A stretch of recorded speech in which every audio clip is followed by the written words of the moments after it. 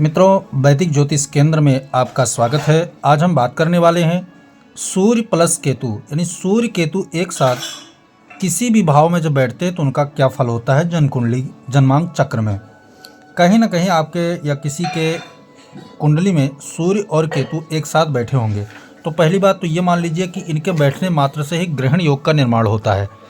कौन सा योग होता है? ग्रहण योग का निर्माण होता है। ठीक है, राहु सूर्य बैठे चाहे साथ में, चाहे केतु और सूर्य बैठे साथ में, तो ग्रहण योग का निर्माण ये कर देते हैं।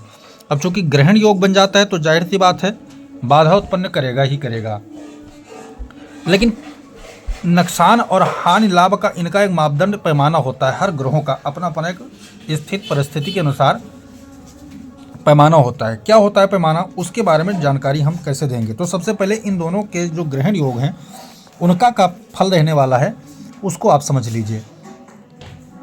सूर्य के साथ मिलने पर केतु नष्ट हो जाता है, क्योंकि केतु का वजूद जो है सूर्य के पास जाने से बचता नहीं है। केतु नष्ट हो जाता है क्योंकि सूर्य एक प्रकाशक ग्रह है, हमेशा जो है बहुत तगड़ा प्रकाश है इसके पास।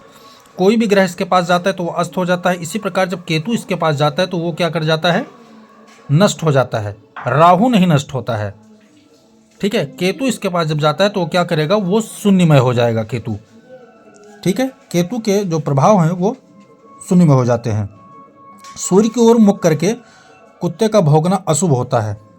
ठीक है, यात्रा में हानि होने की आशंका बनी रहती है। जैसे आप कहीं यात्रा में निकल रहे हैं और जो है सूर्य भौंक रहा है, ठीक है, कुत्ता भौंक रहा है सूर्य की तरफ मुँह करके, तो आपको अशुभ आशंका वहाँ पर हो जाना चाहिए। आशंका ऐसी स्थिति में हो जाना चाहिए क्योंकि कुत्ते का प्रतीक केतु माना जाता है। ठीक है, आशंका की गुंजाइश वहाँ बन जाएगी। यात्रा में हानि का कोई ऐसी स्थिति, अगर कुत्ता भी आपके निकलने से, कुत्ता अगर कुंडली में ऐसा योग होने पर, मैं तब की बात कह रहा हूँ, उस वक्त अगर ये व्यक्ति यात्रा पे, कोई लंबी यात्रा पे निकलता है तो कुत्ता अगर सामने आ जाता है तो उस पर कुछ ना कुछ उसका टोटका उपाय करके निकलना चाहिए। ठीक है, नहीं तो यात्रा स्थगित कर देना चाहिए कुछ देर के लिए। कितने देर? सवा पहर के लिए यात्रा स्थगित कर दे वो, क्योंकि वहाँ कुछ ना कुछ जो है आशंका बनी रहती है। अब जैसे कुंडली में अगर शुक्र जो है आपका शुभ स्थिति में हो तो सूर्य केतु की स्थिति भी शुभ में बदल जाती है, ऐसा ज्योतिष का एक सूत्र है। ठीक है, लेकिन अगर शुक्र भी कहीं ना कहीं नीच राशि में हो या शत्रु दृष्टि में खोया हो, यानी कि वो भी बलवान स्थिति में अगर नहीं है, तब केतु और सूर्य मिलकर के और ज़्यादा बुरा आशंका पैदा करते हैं जीवन में। जैसे धन संपत्ति नष्ट हो जाती है। ठीक है ना, पाँव में व्यर्थ के जो है चक्कर कटवाने का एक संयोग बन जाता है, यानी व्यर्थ की यात्राएं जीवन में बहुत करनी पड़ती हैं। ठीक है, अगर सूर्य शुक्र एक साथ सूर्य केतु एक साथ बैठे, अगर शुक्र का भी आगमन अगर वहां हो जाए किसी भी भाव में, तब क्या होता है?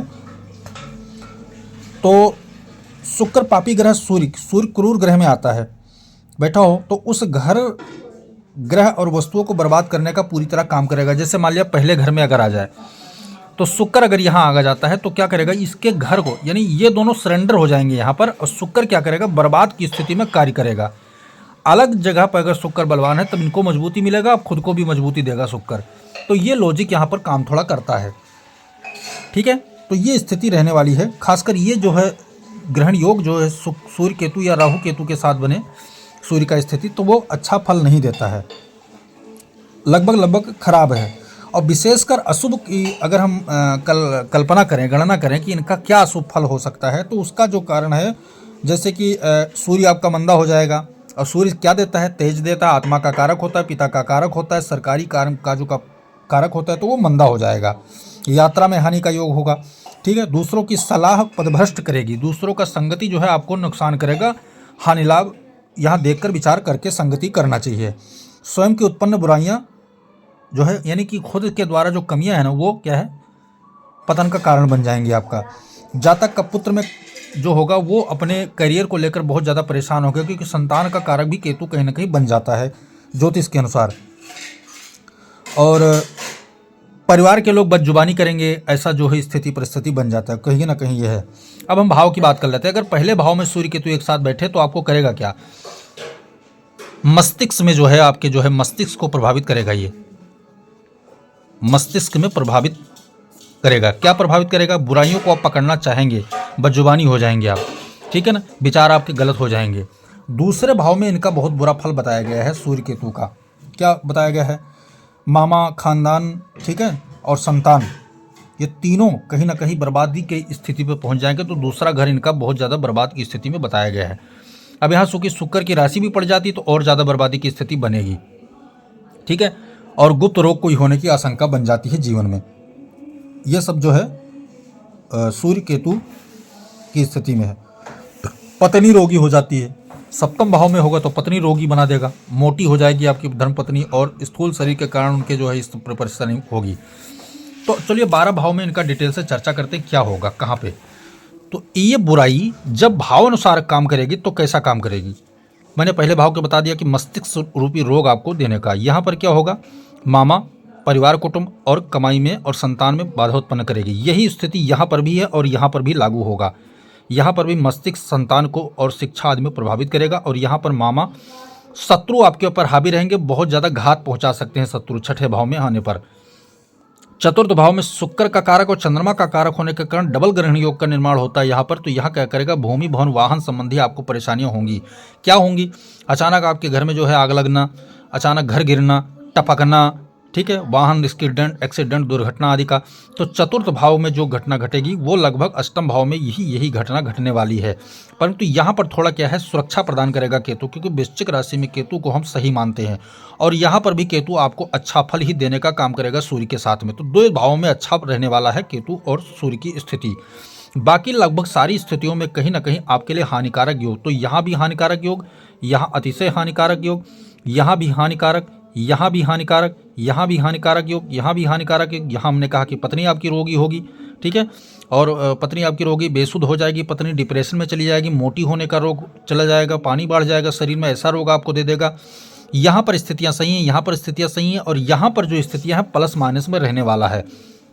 क्योंकि यहाँ पर केतु मित्र राशि में होगा तो क्या होगा, सूर्य का बल इसके ऊपर थोड़ा कम आएगा, सूर्य केवल बर्बाद होगा यहाँ पर। तो प्लस और माइनस दोनों पर यहाँ पर केतु सूर्य की युति रहने वाली है। यहाँ पर लगभग अच्छा लाभ देने का काम दोनों करेंगे, ठीक है। तो प्लस प्लस में रहने वाले हैं, क्योंकि 11वां भाव क्या होता है, ब्रह्मचर्य का भाव माना जाता है, कुंवारेपन का भाव माना जाता है। राशिगत के अनुसार शिव सूर्य यहाँ पर थोड़ा नुकसान कर सकता है। तो इनकम कहीं ना कहीं आपका गलत रास्ते से करवाएगा केतु। 12वें घर में बर्बाद रहेंगे दोनों ग्रह यहाँ पर, तो माइनस माइनस में जाएगा। अब हमने क्या कहा, 12 भाव में इनकी स्थिति आपको समझाया। परेशानी क्या है, तो परेशानी कहाँ देंगे, संतान, मस्तिष्क के बाद संतान, फिर मामा, ठीक, पत्नी,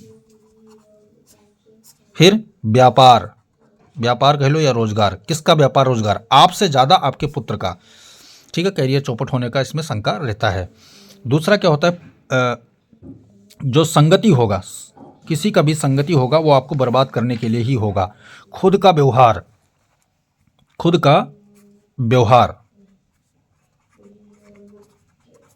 का व्यवहार यहाँ पर चौपट होने का योग बनेगा। निवेश करने के टाइम पे आप विचार बहुत ज़्यादा करें, ठीक है, खुद शुभ मुहूर्त निकलवाएं इस तरीके से कोई विचार करके। यात्रा आपका हानिकारक रहेगा सदा, तो यात्रा निकलते समय आपको ये ध्यान रखना है कि जो है सही समय पे सगुन अपसगुन देखकर यात्रा आपको करना चाहिए। और कुत्तों से दूरी बना के रखें, आप कुत्तों से हमेशा दूरी बना के रखें। तो ये आपका जो बर्बादी किस क्षेत्र में करेंगे ये ग्रह युति योग हमने आपको बता दिया। आपको उपाय क्या करना है, तो उपाय ये करना है कि ग्रहण योग की शांति आपको जीवन में करवानी है। क्या करवाएंगे, तो उमा महेश्वर यानी शिव पार्वती का शिव पंचाक्षरी स्तोत्र मंत्र का जो है वो आप जप करवाएं, स्तोत्र का पाठ करवाएं।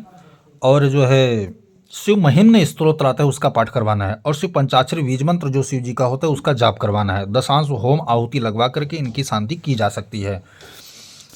यहाँ पर एक चीज़ और, अगर इनके ग्रह में सूर्य के साथ शुक्र और शनि की युति अगर केतु यानी +3 ग्रह केतु के साथ आ जाते हैं तब और स्थिति विकट हो जाती है, ये चीज़ ध्यान रखना। तब उसके वक्त क्या है कि महामृत्युंजय इकलौता उपाय बनता है, उसको आपको करवा लेना चाहिए समय रहते हुए। तो ये रहा 12वें भाव में केतु सूर्य की, और एकल में क्या स्थिति परिस्थिति, कहाँ नुकसान पहुँचाएंगे, ये कहाँ नुकसान कर रहे हैं, इन सब के बारे में विचार हमने आपको बताया। उपाय की स्थिति भी हमने आपको बता दी। वीडियो बिना स्किप करके देखेंगे ज्योतिष प्रेमियों, तभी आपके समझ में पूरी तरह आएगा। वैदिक ज्योतिष के नियमानुसार और लाल किताब को हमने एकाकी करके इन दोनों का भाव भलादेश किया है।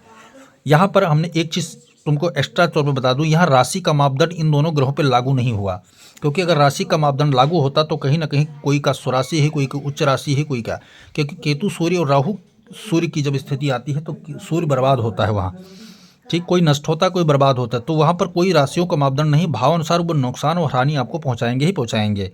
जय सिया राम।